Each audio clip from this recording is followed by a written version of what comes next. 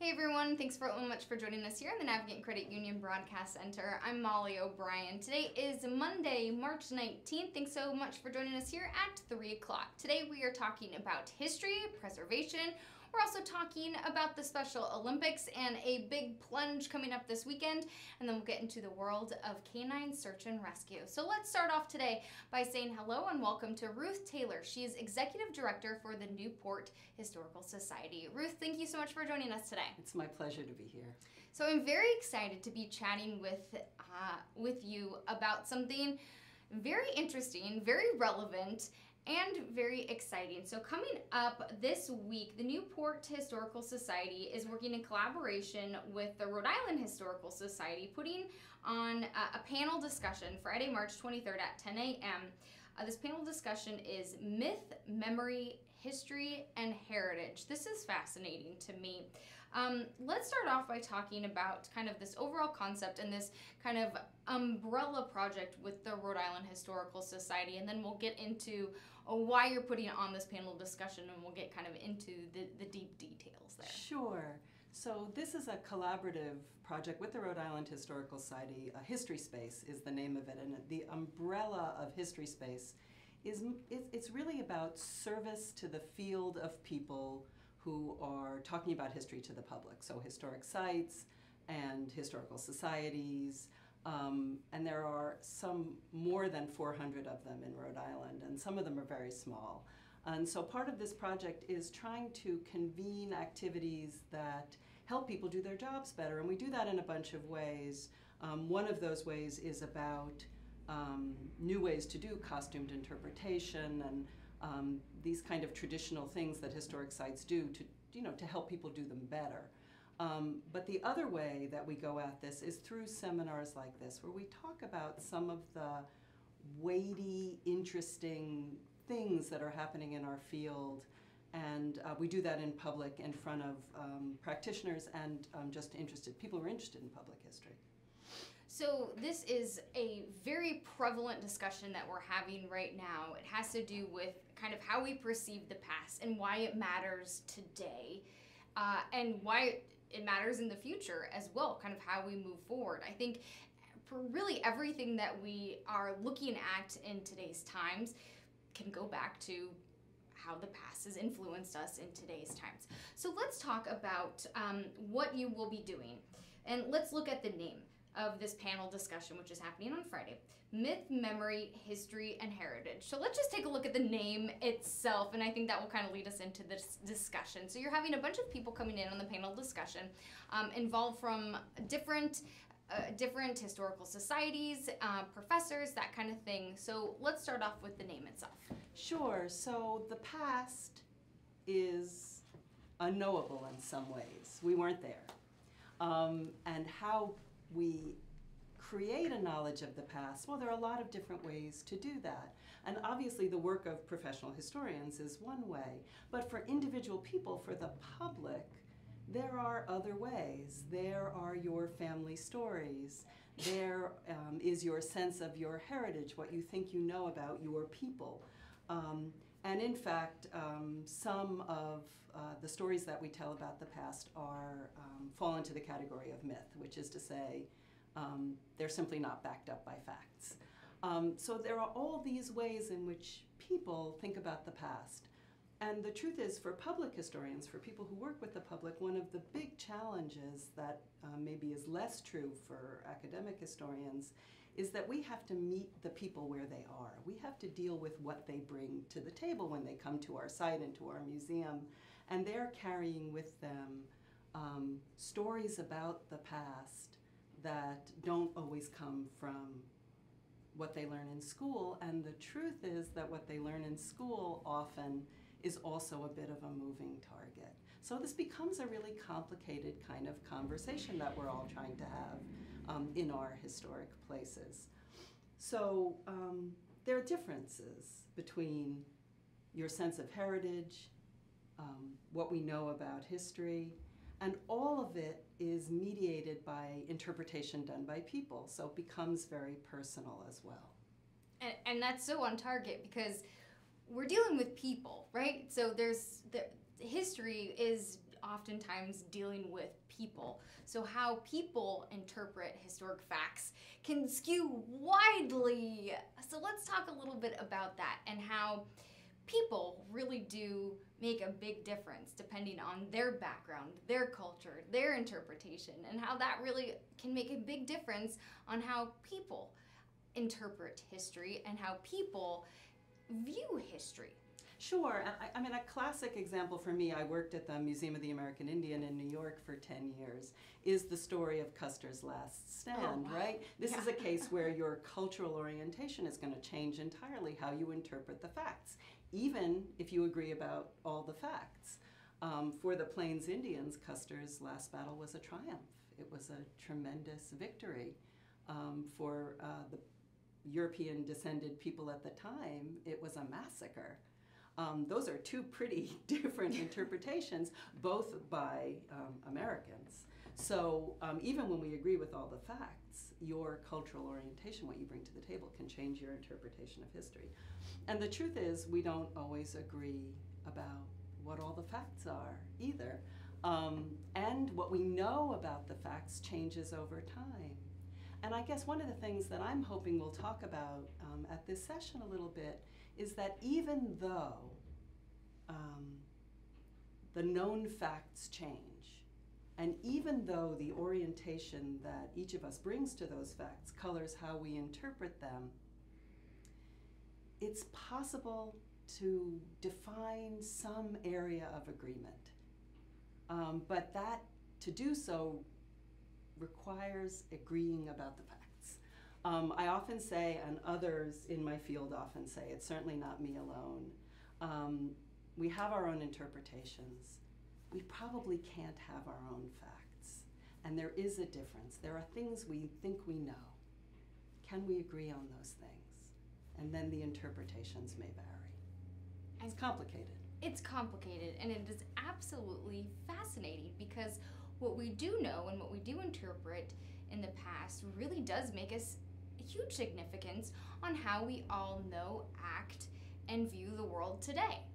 Let's talk a little bit. You mentioned before you came on American history, Rhode Island history. Why is Rhode Island history maybe not perceived as important in American history as other colonial history? I think this is so fascinating. Maybe why is Rhode Island, quote unquote, not as important as other maybe significant things? Talk to me a little bit about this. This is just one example. We'll get into some other ones. Fascinating. Yeah, this is a great example that we're living in right now. When I first started to work at the Newport Historical Society, I would ask academic historians all the time, why is Rhode Island's history so little known? And a common answer to me was, oh, you people in Rhode Island think you're so important. Nothing important happened in Rhode Island. Well, of course that's not true. Our very founding was an important American event. I think Roger Williams is an important international figure. The notion of the separation of church and state, the notion of founding a community on religious liberty, on a shared civic space that was separate from religion, these things become really important to Rhode Island. And then not only that, Rhode Island plays a really important role in the American Revolution. There are big things that happened here. So why is Rhode Island's history so little known and so little told outside of the state? Well, it has to do with interpretation of the facts, and it has to do with decisions that people make based on what's happening at the moment they're making those interpretations. Like, for example, the very first histories of early America are written at Harvard in Massachusetts. And the truth is, Massachusetts never liked Rhode Island very much, pretty much from the very beginning. It may still be true. And in addition, because Rhode Island took so long to ratify the Constitution, and that just pissed everybody off, there was a certain sense of, you know what, these crazy people don't deserve a center role in the story of our country. So here are decisions that are being made, in a moment that affect the way the story is told, the story of America is told, for hundreds of years afterwards. And why that matters to us now is we live in an amazing place. And we deserve to have a lot of pride of place, and we deserve not to have people outside the state say, oh, you crazy people are always blowing your history up. Because the truth is, it is that good and is that important. And this is an example how in the sort of interpretation of history can have an impact on a community going forward. And that impact is not always positive. Now, of course, that's a relatively benign example compared to what happened after the Civil War. Exactly. So that's kind of just like you said, that's something that we can all kind of look at if you're living in Rhode Island. And laugh. And yeah, exactly. Laugh a little bit. It's kind of fun. We're saying that in somewhat of a lighthearted manner because we can all look at that with some perspective. But like you said, the Civil War, a much different case, much more serious reflections were taken from that, and implications much farther down the line, because we're looking at things in much more serious contexts and tones taken today. We can look at Confederate statues today being taken down. We've had serious discussions about that. We're looking at the Confederate flag and issues with that today as well. And it can all go back to how things were interpreted after the Civil War. Talk to us a little bit about that and how these issues are still being played out today in the way that we interpret history. So this is a great example of how sort of myths of the past, and frankly a lot of what's told, even what's told to us in school, can be put honestly in the category of myth about the Civil War, have implications that go forward in ways that no one imagined and that are really serious. The way we think about the past defines how we think about today. There's no getting away from that. And so the Civil War, the facts that historians tell us is that the Civil War was fought over the South's desire to maintain the institution of slavery. Yes, there were other issues floating around, states' rights, the sort of economic hegemony of the North versus the South. There were other issues, but the primary issues expressed by people in the South at the time was a desire to keep the institution of slavery going, because without it, they did not think they could economically survive. Now, after the Civil War, there was a strong desire to heal, to have the country come back together. Lincoln expresses this, others do as well. And in that moment, it was felt that it was more important not to demonize the plantation owners of the South, but to encourage them to come back in the fold. And myths that were allowed to be told, that this wasn't really about slavery, that this was an honest fight between brothers, these kinds of stories become part of the telling, and the desire was a laudable one, right? It was to bring the country together. But what it did was to allow people to diminish the notion of the impacts of slavery on people of African descent, and we are living with that now. And understanding the past in a more comprehensive way has the potential to help us heal now in ways that we haven't done since the Civil War. These are important issues. So the way that we approach these issues that we're dealing with today, and there are serious issues that we're looking at today, daily life, that many people are looking at today, can all really go back to how we look at, interpret, and view history. Sure. And the great historian Patty Limerick, who I quote a lot, she was or is the head of the Center for the American West. She has this wonderful little talk that she gives, and she says basically, when a person loses their memory, loses their past, we don't say, oh, how great, you can just look forward. You can just, you're untethered from time, it's really wonderful. We rush that person to a neurologist. As a community, if we turn away from our past, we need to rush this community to a historian. We need to pay attention to our past. It teaches us things that are important for understanding now and for making decisions about going into a future, which is why on this panel we do have historians. We have academic historians, we have public historians. We also have a historian who's also a journalist who thinks very much about now and how the ways we think about and analyze the past also contribute to the ways we think about and analyze what's happening to us today, the history that's happening right now. we need to be able to think about that in a way that's based on fact and with the understanding that we're going to interpret those facts. The problem for now is we're living in a moment where we're disputing even basic facts. In an era of fake news. You bet. In an era of fake news, it can be difficult to either decide if you want to believe what is actually determined to be fact, or if you have to muckle through all of the what is given to you. Talk to me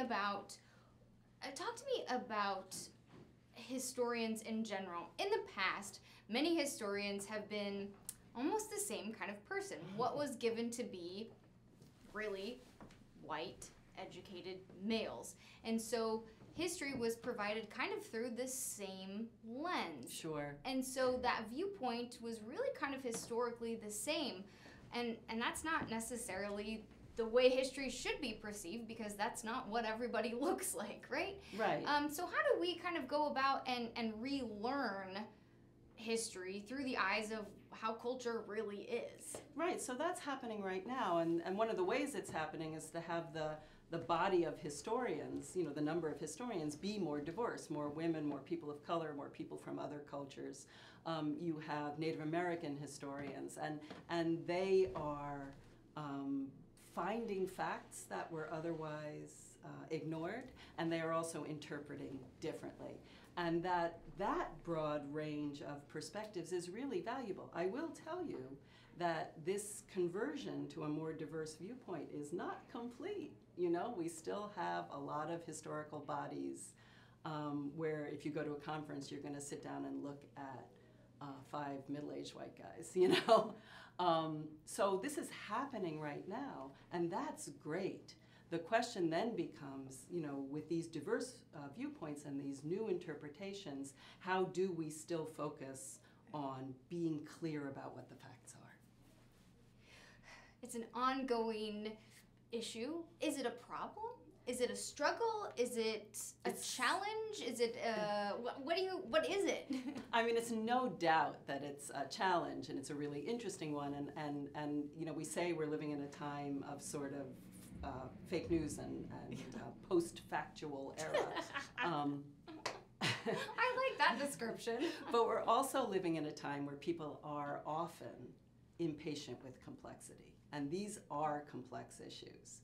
And I do feel strongly that we are still capable of complex thought, and that even, you know, some of our smaller historic sites can start to interpret various viewpoints into their telling without completely abandoning a sense of historical, you know, of the authority to be able to transmit historical information. There are things we know to be true, and we have to be able to tell them with the understanding that when we learn new things, these interpretations may change. Another thing that I'm often saying is not all interpretations are equal, right?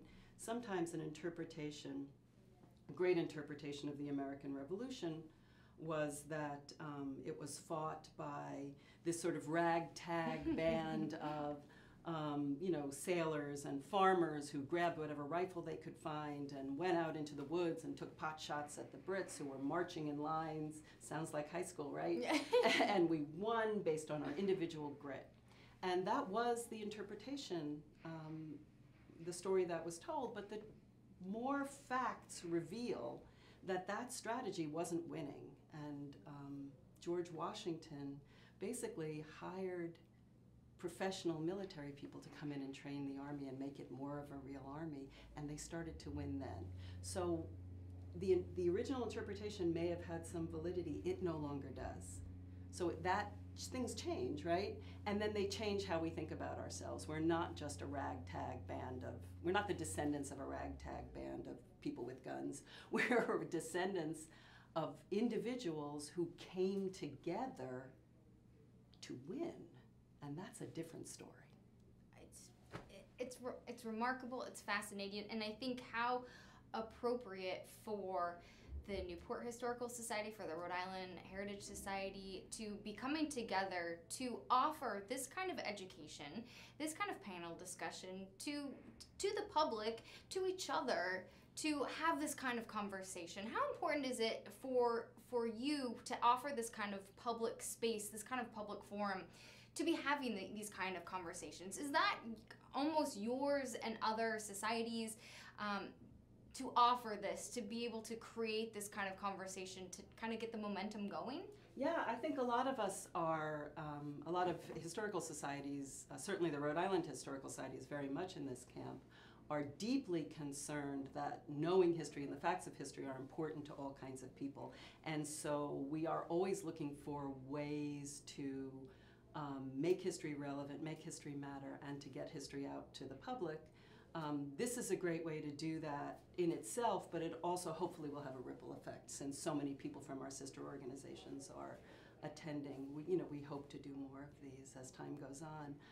For me, I don't want to just be a gatekeeper. I don't want to just be a collector, an assembler and protector. I want to be a disseminator.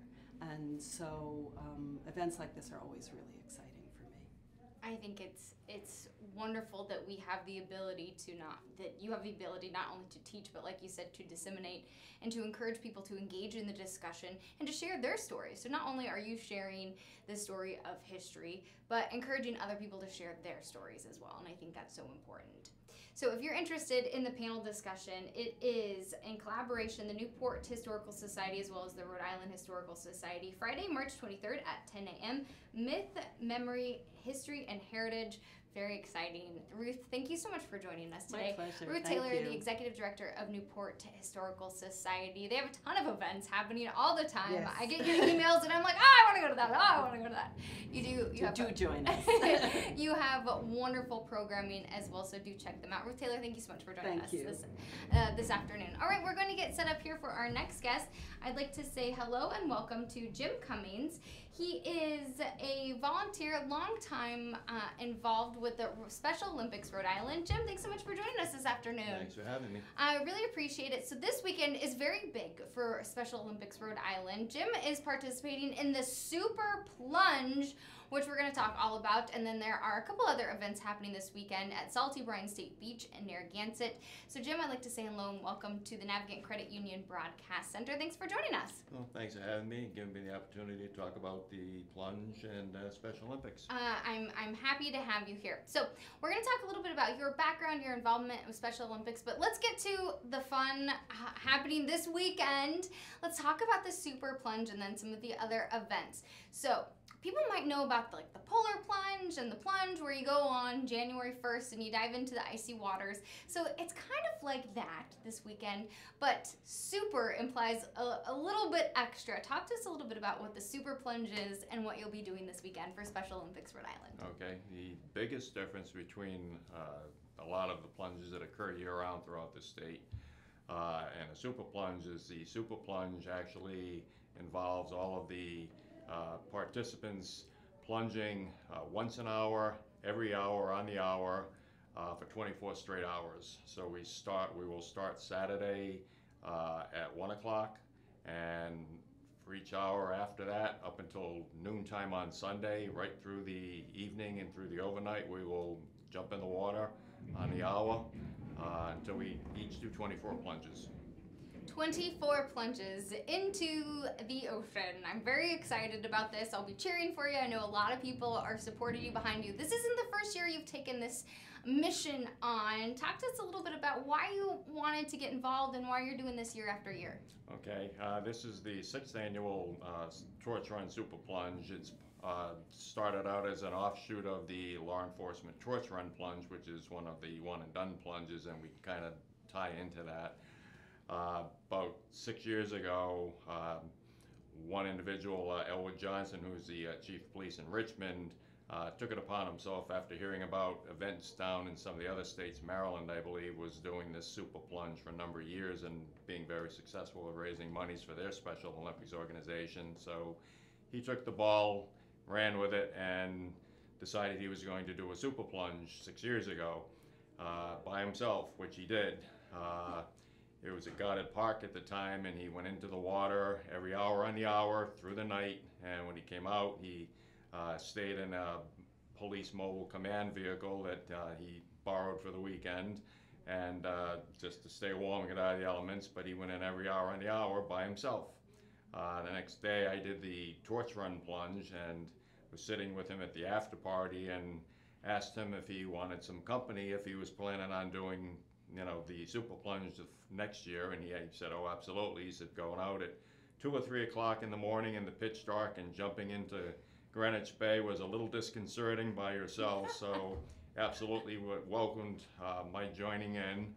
And subsequently, we ended up recruiting another long-term volunteer who was at the plunge, Bo Matthews, and he signed on. And just prior to the second super plunge, Elwood was contacted by a Cranston police officer, Eric Leclerc, who has a daughter who's a Special Olympic athlete, and he signed on. And he had the interesting story with Eric is he had literally just gotten back from a deployment in the Mideast with the Air Force. He's active military reserve, and I believe he got back either just that week prior or even that week, came down and did the 24-hour super plunge with us. So the second year we had 4 people, and it's grown exponentially since then. This year we have 16 people from Rhode Island doing it, including 2 Special Olympic athletes. 11 of the super plunges are either active or retired law enforcement or fire, and the 2 Olympic athletes and 3 long-term volunteers. And we also have 5 torch run representatives from other New England states who are coming down, and they will be doing the super plunge with us. So we have a total of 21 people doing the super plunge this year, which 6 years ago we had 1 person do it. So it's grown over the past several years, and all in effort to raise awareness and raise funds for Special Olympics Rhode Island, the 50th year here celebrating in Rhode Island. Talk to us about your goals for this year. Well, our biggest goal obviously is to raise the public's awareness of people with intellectual disabilities, physical disabilities, and but we also want to raise monies to assist Special Olympics Rhode Island, because the monies that are raised by the super plunge as well as the torch run plunge are used to offset the cost of the state summer games that are held annually at the University of Rhode Island. And that allows every athlete in the state to participate in the state summer games at no expense to themselves or the families or their teams. So our goal this year for the super plunge team is to raise $100,000. I checked just before I left home, and we're at just shy of $87,000. So we got about $13,000 to go before the end of the weekend, or even after the event's over. You can still continue to donate, but our team goal is $100,000. Okay, so your team goal is $100,000. I thought when I checked, it was, last time I checked on the main page, it was at $111,000. That includes the torch run plunge. Everybody, okay. Which will be the Sunday event. On Sunday there will be a one and done plunge at 12 noon. We go in on our 24th plunge just prior to the torch run plunge on noontime on Sunday the 25th. And collectively, yes, the overall event has raised over $100,000, but our team goal for the super plunge only is $100,000. Okay, so we need to get your team $100,000. So Absolutely. We still have a couple thousand to go. So that's what we want, because let's face it, these, you said 21 plungers? 21 plungers are jumping in the water, plunging, and this is like a full immersion. This isn't just dip your toe in, Oh, right? absolutely. This is, yes, you go in and you get fully wet. You dive into the water. Worst part of it is probably at low tide, because you feel You like, have to keep going out. especially in the middle of the night, 2 or 3 o'clock in the morning, you go out and it's low tide and you feel like you're running halfway to Block Island to find water that's deeper than your ankles that you can safely dive into and get fully wet. At some point, you just start rolling. You're like, does this count? Everybody's pretty good about, doing a full dive and full submersion. A full thing. So this is no excuses. You have to go all the way in 24 hours on the hour. Do you all run in together? Is it one at a time? What's kind of the strategy here to make it work? We try to go in as a group. Yeah. With this many people, I think it's gonna, Be more and fun, depending too. on the weather and how cold it is, as people get ready, they may charge in and charge out, but collectively we do it as a team. I think this is so fun. So we still have a couple $1,000s to raise to hit that goal of $100,000 for these super plungers. I think real heroes in the community because, like you said, a lot of law enforcement, fire officials as well, including Special Olympic athletes, are joining in this year. Jim's been doing this a couple years, and you're a longtime volunteer with the Special Olympics Rhode Island, involved for over 25 years. Why do you keep heading back to the Special Olympics? What keeps you so involved? You kind of get hooked. I started at the state summer games and just really enjoyed the event, talking with the athletes and hanging around with the athletes, prior to their events or after their events, and getting to know people. And I just, kept going back every year, and just started to notice that, there was no turnover in the staff at Special Olympics, and that, that there was very little turnover in the coaches of the athletes, and very little turnover in the volunteers that you see. So even today, I mean, I've been doing it, this is my 28th year of volunteering. You see the same companies sending volunteers, you see the same volunteers coming back from those companies, you see the same, law enforcement people coming to present the awards at the state summer games, the medals that they give to the athletes after their events. And the staff has, had very little of any turnover, over the years, and you just, you get hooked, and you get to know the athletes, and you get to know the coaches, and you get to know the athletes' families, and, they're people. I mean, plain and simple, they're just like you and me, and they have feelings and emotions, and, and they train as hard as any other athlete does, and, the thing that makes it more difficult for them is they train in spite of their physical or intellectual disability. But they go out and they train and they come and they compete as hard as any other athlete does, and they give it their best. And if they win, they're thrilled. And if they, they don't win, they want to be brave in their attempt. And, and regardless of how well they do, everybody there to, appreciates what they did and the effort they gave. And I think it's absolutely incredible. I'm curious as to do you have any special outfits prepared for the Super Plunge this week? I know whenever I participate in one of the plunges fundraising events, it's always fun, and people wear tutus, or they have their water wings on, or as my husband likes to call them, swimmies, or they have, their little blow up or their rafts or anything like that. Will there be any kind of fun, like orca blow ups or anything like that? Any special outfits prepared, maybe a snorkel? For the Super Plunge, I mean, we, some people may be wearing T-shirts for some of their sponsors or whatever, but Sunday at the Torch Run Plunge, I know there is a contest, a costume contest before the event, and on Saturday they do the unified plunge for the middle and high school students, and they have a costume contest for the best costume and best teams and whatever. So. The whole event is a big celebration. Saturday the unified plunge goes off at noon. We go at 1. We finish our 24th plunge on Sunday at noon, and then the Torch Run plunge goes in literally right after as we're coming out. They're all charging in, so we got to make sure we don't get run over. And you say, "Good luck, everybody. I'm done." But as far as costumes, no. I mean, we we go in, we come out, we try to, dry off as quickly as possible. We've had some great in-kind sponsors over the years. Pool and Patio provides us with a hot tub so we can warm up immediately. Newport Propane provides us the heaters and the propane to heat up the facilities that we stay in. And George's Restaurant, where we're basically camping out, and DEM allows access to the beach, have been great in providing us support. Over the years, and we basically go in, come out, warm up, dry off, do it all over again, multiple times. We bring a TV down, and we bring a bunch of what I consider mindless movies.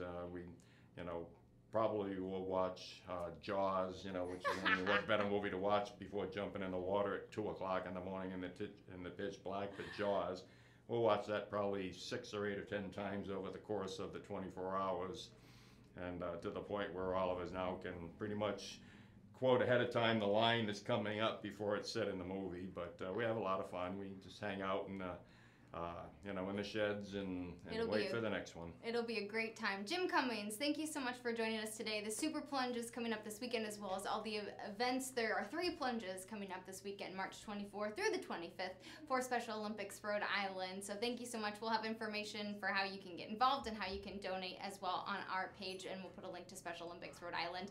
So thank you so much, Jim, for coming in. We're going to get set up here for our next guest on Go Local Live. Hang tight. Thanks so much, Jim. That was great. Thank you.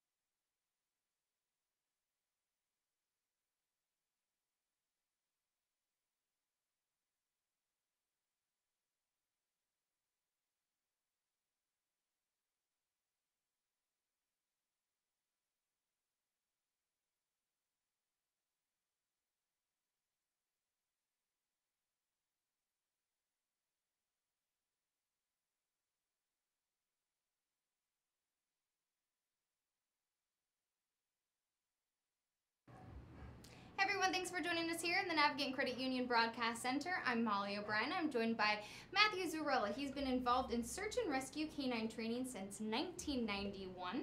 He served as a canine trainer for the Rhode Island State Police Department. In fact, he developed the first search and rescue canine program here in Rhode Island and formed several search and rescue canine programs within the state. So Matt, thank you so much for joining us today. You're welcome, Molly. Thank you for having me. I've been very excited to meet you. This is my first time meeting you and speaking with you today. I've been looking forward to it. We're going to talk to you about developing the program within Rhode Island. We're going to talk to you about a lot of stuff, including your work meeting, developing, shaping, training animals, including dogs. And before we get into all of that, let's talk about the dog that you brought today, because we got to introduce him. This is Buster, who is a bit of a war hero. Buster did 2 tours in Afghanistan back in the early 2000s. Came to us after the military retired him, and we continued working with him for 2 more years until I retired in 2015. But he's got a lot of miles on him, but he's 12 years old now, but he's a great dog. So Buster, how did Buster end up coming to you? So we're going to talk a little bit about your work with the Rhode Island State Police, but you also have your own training company that you have now as well, and your work continues throughout not only Rhode Island, but throughout the country. So how did you come to get Buster? Yes, Molly, good question. Buster actually was with the United States Marine Corps, and Buster was used until he was a little over 6. But during that time, with the de-escalation of the war effort in Afghanistan and Iraq, they retired around 400 dogs. Wow. So the company that received the retired dogs offered many of them to law enforcement, so that if law enforcement wanted them, they just had to come down and pick the ones you wanted. And bring them back and then assimilate them into your program. And that's what we did. We came back with 4 of them. Wow, you came back with 4 of them. So the reason why I came to wanting to talk to you was a lot of reasons. You seem to have this innate connection with animals. It came to my attention through a new documentary film that is being showcased throughout Rhode Island and being showcased across the country. An award-winning documentary. It's already won some awards. It's called Search Dog. It was made by Rhode Island filmmaker Mary Healy Jamil. So this film, Search Dog, is really kind of about the story of your life and your career. So it is sort of just recently being showcased, but the film really took the course over 4 years. How did the film come about? Well, Mary was looking to do a study on search and rescue dogs. It was a project that she had undertaken herself. She's a filmmaker and a teacher of film at the University of Rhode Island. She had heard about something I had done through the newspaper, I think it was, and wanted to know more about it. Made a standard request to the state police to come and view our training, and they said, sure, go ahead, no problem, and it turned into an actual film. When she discovered what was involved with the handler relationship with their dogs and all the training, years and years of training, I mean, this doesn't happen overnight, she was astounded, and she thought, gee, there's really a story behind the story, and she wanted to know more about me and what it took to accomplish goals such as training dogs like this and going through the things that all my colleagues and I have been through throughout the country in search and rescue. So it is quite astounding. You have to see it when it becomes available again.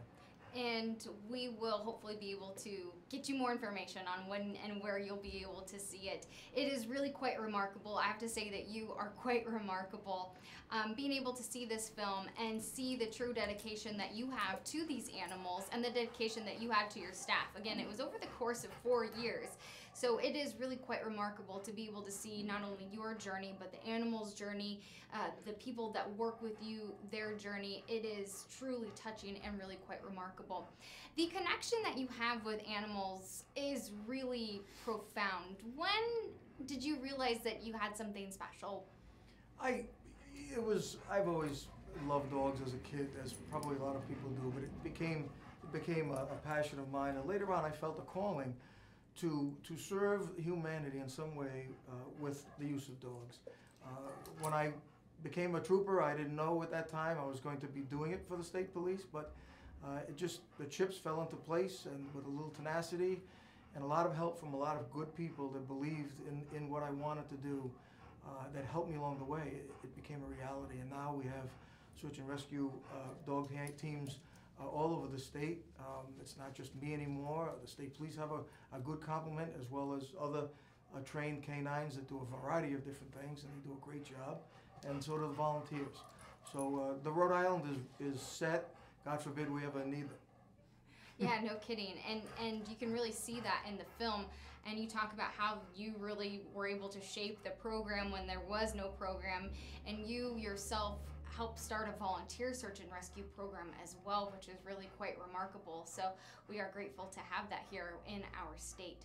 Let's talk a little bit about how you go and you find these animals that are able to be search and rescue dogs. What makes a good search and rescue dog? That's a great question. I get that all the time. It really has everything to do with their motivation to want to work and their ability to carry out that work physically and mentally. So although every dog has a better sense of smell than we do, it takes a certain type of dog. But that category is pretty broad, especially in search and rescue. There are quite a lot of dogs that will do well in search and rescue. Typically, your pet, who you may love very much, doesn't want to get off the couch. You know, That'd be my dog. we're not really, we're probably not going to make a good search dog out of a dog like that. But a dog that's very motivated, loves to be outside, loves to use his or her nose, and will work for you rather than just chase animals is a great dog to use. It's a great stop for a search and rescue dog. So there's one particular dog that her story is showcased in the film, which I think is fascinating. We have a very supportive animal rescue community here in Rhode Island. Yes, we do. And that's how I kind of came about this story. Her name is Ruby, and Ruby is very active in the search and rescue community. Her story is so incredibly remarkable. I almost cried just even thinking about it. You came upon Ruby, you kind of discovered her, however it may have happened, and you really found her sort of on death's doorstep. Can you talk to us a little bit about how you took Ruby from really a rescue dog into transitioning her into a search and rescue dog? Sure. I mean, it was Joe Arzika from the Rhode Island RISPCA. I mean, a great guy. I've worked with him before. He knew what I was looking for. He knew I was in the market for a search and rescue dog, or two for my handlers for an upcoming class. These are state police handlers. And he'd given me a call and said, Matt, you know, I've got a dog. She's been in and out of homes, I think 5 times. High energy, some animal aggression, just a real difficult challenge. I said, hey, Joe, I'll take a look at it and see what I can do. He said, you need to hurry because she's been in and out 5 times. You know, we don't have much hope that we're going to be able to adopt her out anymore. So I did, and as soon as I saw her, I knew that she was going to be good. But she was quite a handful.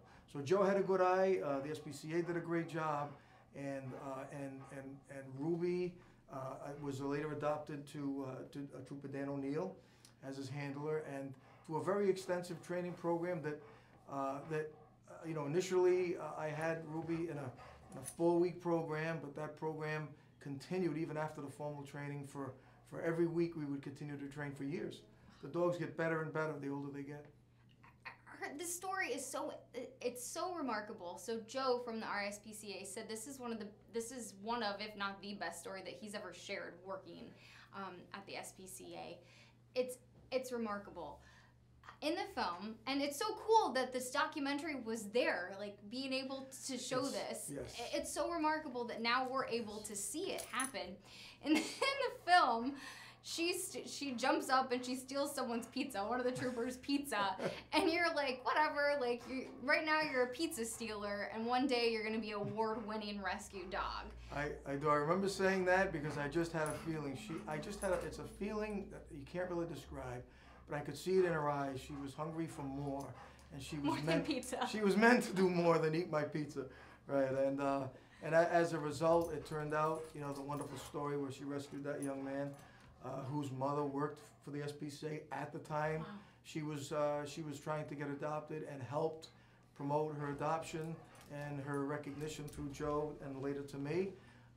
So it was almost as if Ruby thanked that woman and the SPCA by finding this woman's son who had gone missing, and really saved his life. It's so unbelievable, but it's really not, because that's what you do.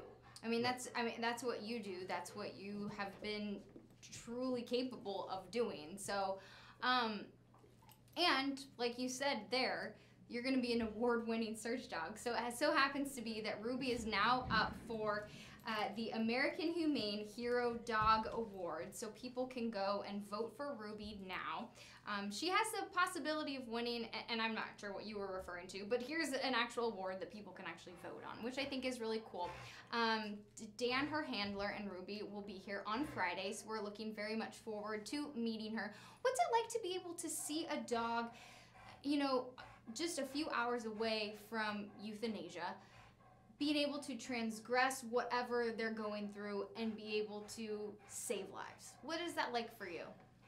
It's a feeling that it's the same feeling I get when I've rescued people before. It's, you know, you're helping save a life, and it's seeing a rescue dog save someone's life because you gave that dog a chance it's a reward that money cannot replace.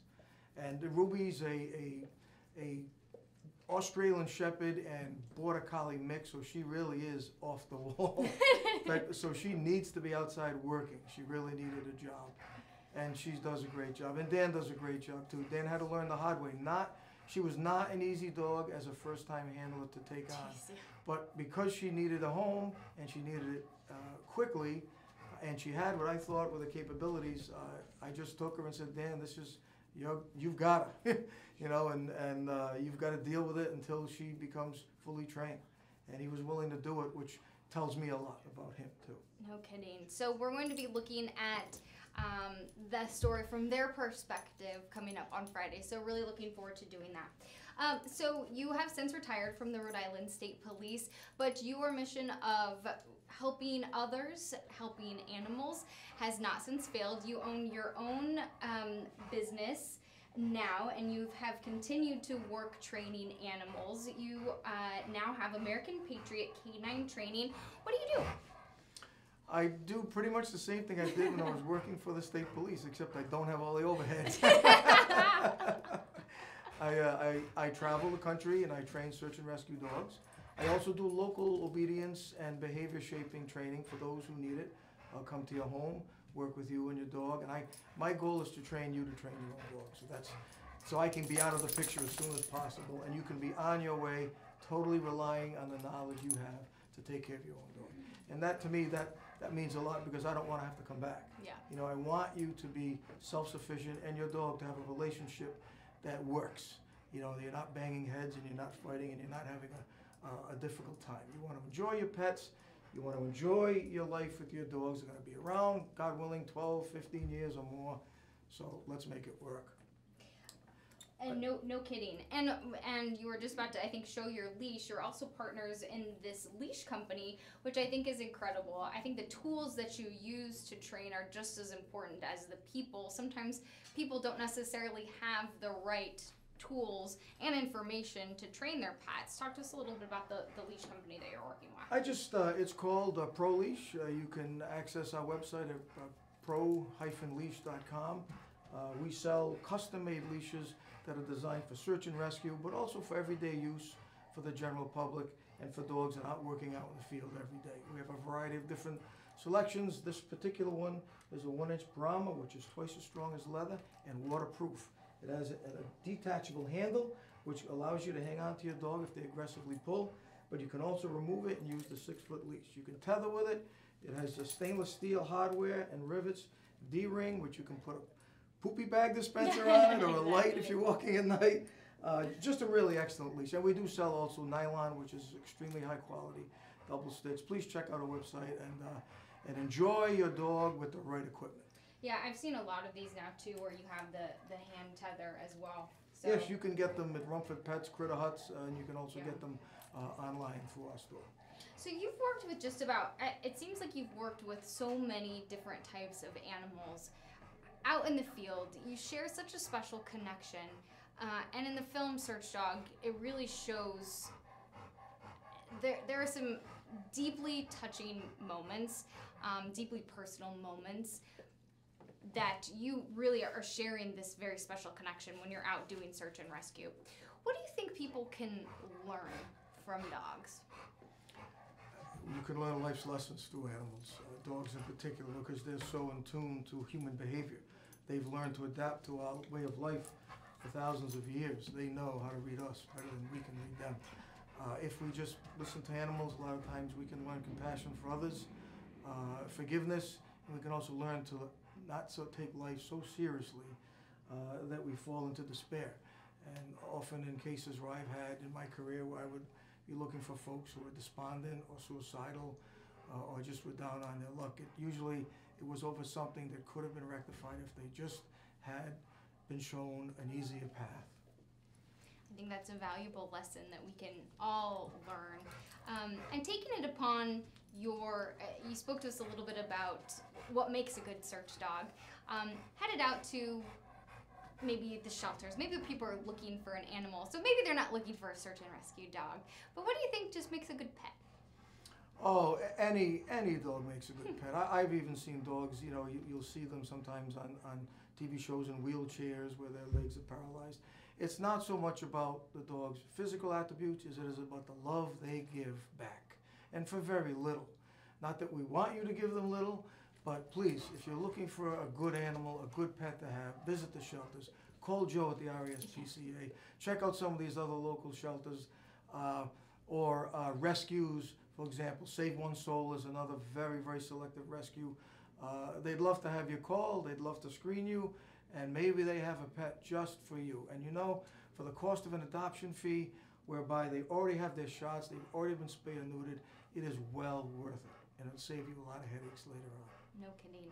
So again, we've been talking about the movie Search Dog, which pretty much tells your story. What did you think when you saw the film? You know, I was somewhat conflicted because, you know, as a law enforcement officer at that time, you know, I didn't want my personal life exposed. No kidding, yeah. You know, not many of us do. You know, we try, we're out in the public enough, but for the cause, I was okay with it. And, you know, there was over 4 years of filming, following me on searches, going with me when the bell rang at 2 o'clock in the morning out on cases. And Mary was with me on a lot of the aforementioned cases I had, as well as others, homicides, buried bodies, missing person cases. And she traveled different parts of the country with me on cases. She also had birthday footage from Vietnam when I was in Vietnam working on missing war dead back in 2003 with 2 of my dogs at that time. So there's a whole host of other information from other troopers. I was teaching a class then, and there were other troopers with other dogs and law enforcement in the class that you'll find extremely interesting as to what their lives and what they are like. It's almost like the human behind the badge that you get to see and their relationship with their dog, and it's very moving, it's very inspiring. I got used to it over time. Yeah. I had to, you know, I was ordered to, you will participate with this program. You don't have a choice. But we didn't know then it would take over 4 years to film, and now we're going on, I think, year six, where we're into now promoting it and getting it out so that the public can appreciate it, enjoy it. Well, we're glad that you did. I'm glad that you were able to share your story. That way people can appreciate you if they didn't already. A marvelous work. So thank you so much. And thank you, Buster, for you. You're a war hero as well. So thank you to Sergeant Matt Zarilla, who's now retired. Although you're not retired at all, you're still working a lot. Yep. We'll have his business information on our website, GoLocal Prob. The movie is Search Dog. And Buster, thank you for joining us here in the studio. We're going to get you some water out of this busy studio. Thank you so much for joining us today. Can I say one more thing? Sure. Yeah, I just want to thank all the search and rescue folks out there and police officers and dog handlers that do this kind of work and more. Trainers alike. Go out there, do the best you can, be safe, take care of animals, and help people. Help humanity. Help humanity. We're going to leave it at that. Thanks so much for joining us today on Go Local Live, the Navigate Credit Union Broadcast Center. Business Monday starts up in just a few. Thanks so much for joining us. We'll see you next time.